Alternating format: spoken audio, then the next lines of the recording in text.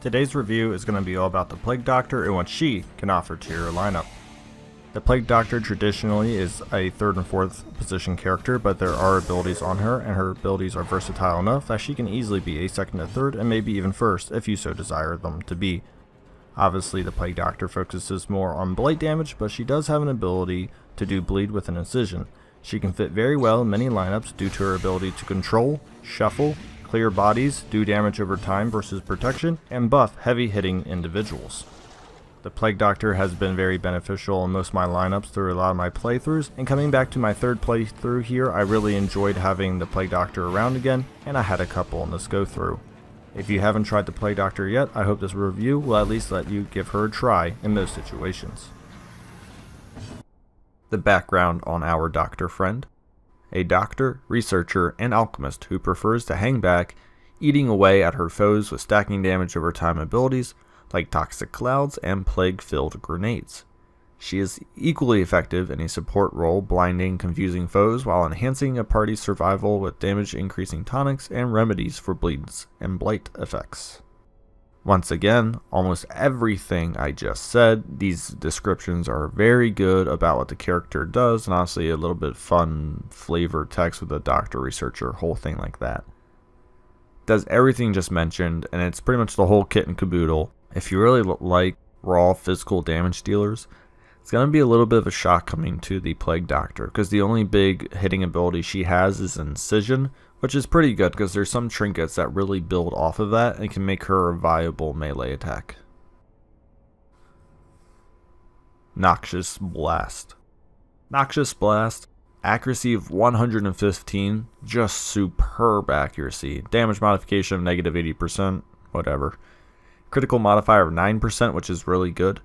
And the blight chance of 140% base, 7 points for 3 rounds, and -7 accuracy. What a brutal ability. And we'll look at the Plague Doctor's base stats so you can understand where 9% critical modifier comes into play, and what 80% damage decrease does.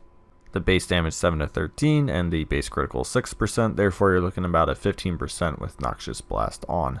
As something also to say, a quick shout out to the speed of the Plague Doctor is 9, which is rather high, and we'll talk about the benefits of that later. But coming back to the overall ability Noxious Blast, it's just a devastating ability to enemies with high protection. I would not recommend using it on somebody who doesn't have high protection or a higher HP pool, because you really want to stack this probably once or twice and let that 14 blight damage tick over and over again. When I'm in the Cove, I often find myself using these on the pelagic champions because I know they're not going to dodge with this accuracy of 115. They already have such a high protection that I don't want to pick an ability that does a lot. Therefore, reducing their accuracy and adding 7 points of DOT blight damage is just brutal, and it often crushes them in about 2 to 3 turns, depending on how many times you want to stack it on one individual champion. Plague Grenade. Plague Grenade, just another strong ability, accuracy of 115, once again damage modification of -90%. This is what I mean by the Plague Doctor never being a strong raw damage dealer. A lot of the initial abilities that do damage are usually reduced to literally 1 to 2 damage each time. Even if you get a critical, it's probably going to be like 2%. Blight of 140% base, 6 points for 3 rounds hitting 2 people. This can be used in positions 3 to 4 on your side, which is fairly limiting. But the fun thing about that is you can use Noxious Blast and Plague Grenade in the 3rd position. Thus you have a very versatile 1 through 4 blight damage Plague Doctor, and we'll talk about where you can position her and what abilities to put on. Other than that, Plague Grenade's just great for ticking down those damage dealers in the back, or ticking down people who are protected. I mean anything, just hitting both individuals in the back for 6 points each, brutal. If there's a stealth individual and a non-stealth individual, not only can you hit the stealth individual, you can hit the other one, thus adding more blight to people you can't even see yet. Blinding Gas. Accuracy of 115. As you're going to see, a trend of the Plague Doctor is pretty high accuracy abilities. I think they did that because they know she doesn't do a lot of damage. She needed to make up for it to ensure that you're going to at least hit to give the blight chance, which I think is a very nice trade-off. Damage modification of 100%, therefore this is not a damaging ability literally at all, not even 1 damage. You're not going to kill anyone with this. stun of 140%. If you put on a stun trinket or possibly a trinket geared towards the Plague Doctor, which we'll talk about after all the skills, you'll see that there's some good trinkets out there that are going to really increase the blinding gas. You can only use this 3 times in the battle, but that's because it's so strong, and I honestly think it's a little broken. Hitting the 3rd and 4th position with stuns, it's just phenomenal. If you get 150% to 160% base stun, you can literally double stun the back row, follow up with plague grenades, come back with blinding gas again, and then plague grenades. I mean, you can almost decimate the back row and have them go every other turn, which is just so strong. There's not many other characters in the game, except for maybe Barbaric Yelp on a Hellion, that can do that level of stunning, then back to damage. If you have a back row Plague Doctor, I can't see why you wouldn't have blinding gas on. It's just way too strong. And another fun fact is, if someone in the 1st or 2nd position protects a 3rd or 4th position, not only can you stun that protector out of the guard, you can still hit the other guy that's not being protected. Therefore, you can stun the guard out and still stun someone else. It's just so strong. Blinding gas is by far one of my favorite abilities on the Plague Doctor. Incision. Incision, now the accuracy is 105, which is average for melee, but it's still at least average. It's not like they decimated it to 95 or only 100. It's 105 with a 9% critical modifier. Still very strong. Used in positions 1 to 3 on your side, only hits 1 to 2 on the enemy side, and this is where you have to depend on, do you want to use Noxious Blast or maybe Incision, because obviously you're going to get bleed for -3 more DOT per turn, but obviously you're going to do a lot of damage because there's no damage modification on this, and there's a couple of things that increase the bleed chance and damage of Incision. Therefore, this is really just a personal preference if you want Noxious Blast on or if you want Incision on. If you're going all in on a Blight build, such as increasing the chance of it and stun chance, I'd highly recommend keeping Noxious Blast on.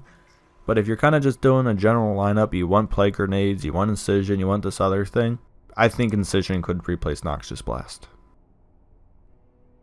Battlefield Medicine. Heals 3 out of 3, therefore, even if you would give her like a 50% healing increase, that's going to be like 5. It's not really meant to like heal, but the curing the blight and bleed is just phenomenal, and then the cure blight and bleed on yourself is also just really good. The self benefit of curing blight and bleed is pretty nice, but I'm often using this to remove it from other people. Definitely ability to help you save money on using anti-venoms and bandages. This also allows you to use those provisions on curios, which will net you more net worth and all that, and you don't feel bad because you could always cure bleed or blight if it happens. Emboldening Vapors. This ability is what I call the Plague Doctor's cheese ability, because it allows you to do weird situations which I'd call normal levels of Darkest Dungeon isn't usually meant to be reached. If you have Colors of Madness DLC and you have a Plague Doctor with Emboldening Vapors on, haha, oh my, can you start doing some serious work with that. Because there's an item in Colors of Madness that allows you to refresh your uses per battle. If you don't have the DLC, I'm not going to dive into it, I don't want to ruin it.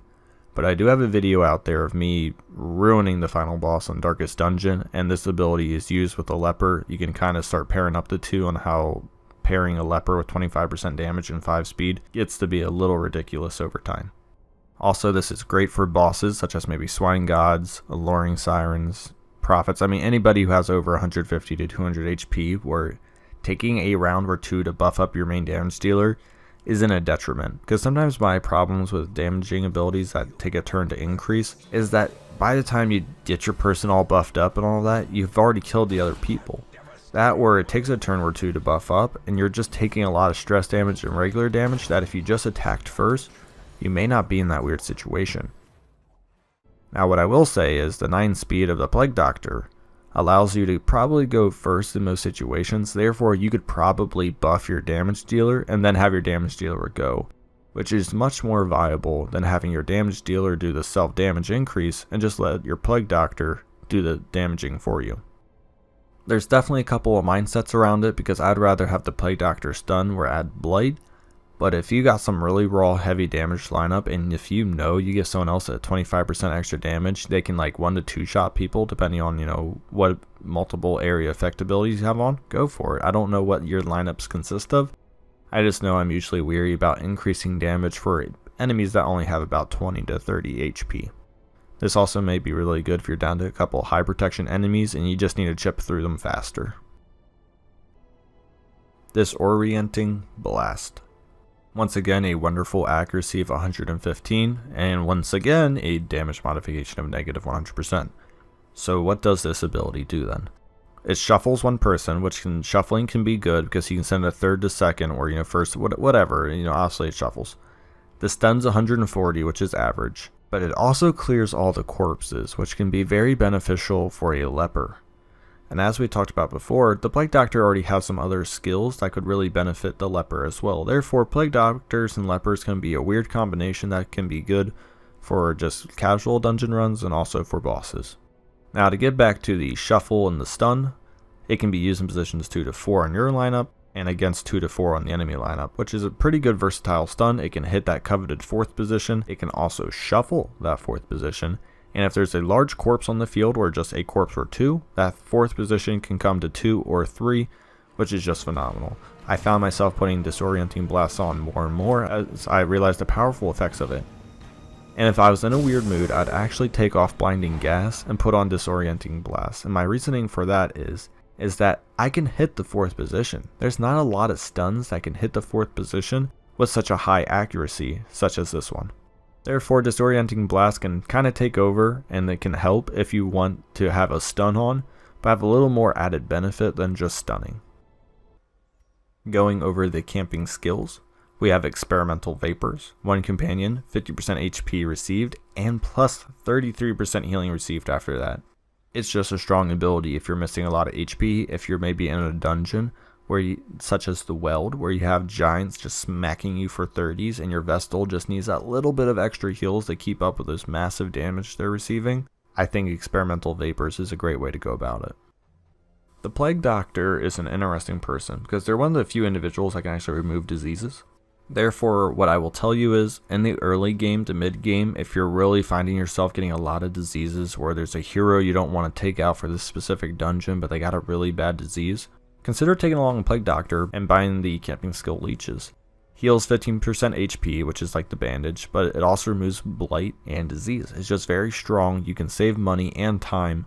Highly recommend if you can think about it, and it works into your dungeon lineup. The Cure, 20% disease resist, remove a disease from yourself. I mean, I guess if you're in the fortunate position where only your Plague Doctor gets hit with it, it's very good because it only takes a time cost of 1. If your Plague Doctor doesn't have a disease, it's really not worth it. Then we get to Self-Medicate, minus 10 stress. It's not great. Heals 20% HP, once again, 20% HP. It's not terrible either. That might be 7 to 8 depending on what you're sitting at. Remove Blight and Bleeding, only if you maybe have both. And then 10 accuracy. Normally I'd be all over 10 accuracy, but most of her abilities are already 115. Therefore, she already has a really good chance of hitting already. And I wouldn't feel like adding 10 accuracy is needed for a time cost of 3. Now we're going to look at the resistances and maybe some trinkets you can put on the Plague Doctor.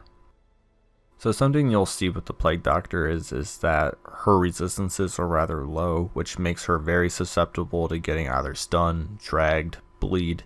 These are things you're going to have to watch out for. Blight's very high, obviously Plague Doctor is going to have higher blight. Here's some good trinkets to make up for that. The Fortifying Garlic, which is a non-DLC, so if you have just the base game, you can always get this. Increases that disease to 83%, never have to worry about her really getting a disease. Blight is 153%, which she'll never get blighted, and you do move that bleed up to 113, which is phenomenal. I have a quirk on that's increasing her debuff by 25%, however the debuff on the Plague Doctor still sits at a natural 110%, which is very high, so you don't have to worry about debuff. The biggest thing with Plague Doctors is make sure she doesn't get stunned or moved because those resistances are very weak. One of my favorite trinkets on the Plague Doctor is the Blasphemous Vile.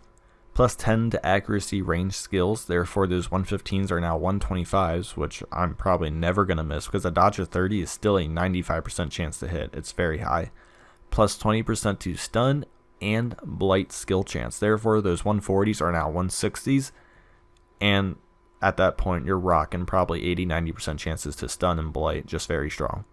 Now, obviously, plus 25% stress, you're going to have to make sure, A, she's not the main target of stress damage dealers, and B, if she is, you have someone like maybe a Houndmaster or a Jester to remove that, because that's a significant increase. The dodge isn't too good. It only sits at a base of 20, which really doesn't decrease a lot of attacks landing on her. Therefore, as I said before, you're going to have to make sure she's either guarded, has good heals and stress heals behind her, that or make sure you have more appealing targets in your party to get targeted by the enemy and not the Plague Doctor herself. She really wants to sit in the back rows and kind of be ignored. The Plague Doctor is just very strong. I enjoy her for a lot of things. She fits into a lot of dungeon lineups very well. It's just getting over the idea of not doing raw damage to one person, but that overtime ticking just to slowly erode your enemy is just something you have to get used to. And it's also something you have to prepare for, because your fights will go naturally a little longer, and all enemies will stay alive a little longer, then at one point, they'll all just drop. So it's this weird, like, we'll hold out for 3 to 4 turns, and then everyone's dead at the same time, we all laugh it off, have a good time. Some of the pros of the Plague Doctor is she has very high blight damage and very high DOT damage, therefore high protection enemies. She's the nightmare of them, essentially, especially in the Cove and the ruins, because they have like 0 blight resistance. And with the Blasphemous Vile, you're definitely get off that bleed skillet and also that stun. Therefore, you can control the back lines, damage the back lines, and allow your other damage dealers to take care of the 1 or 2, or help finish off 3 and 4, depending on your priorities. The Plague Doctor also offers very good blight and bleed cures, also can remove diseases via camp skills as we mentioned, has a lot of good stuns, shuffling, and body clearing, and can also do a little bit of physical damage if you try to go in on a Scission. Some of the cons of the Plague Doctor we already talked about. Has somewhat decent HP at 38, but the dodge at 20 is not great. She's not going to dodge a lot, and the stun and move resistance is very weak on the Plague Doctor. I also think the Plague Doctor is not extremely strong once she moves out of position 3. I think position 3 is her most coveted position, where she can use almost all of her abilities to great effect. Let me know what you think of the Plague Doctor. Like I said, I think I have 2 to 3 in this playthrough alone. I started getting back into the Plague Doctor world and the uses of her. Also, Emboldening Vapors can just cheese certain enemies, and especially of the Colors of Madness DLC. Thank you for watching, like and subscribe below.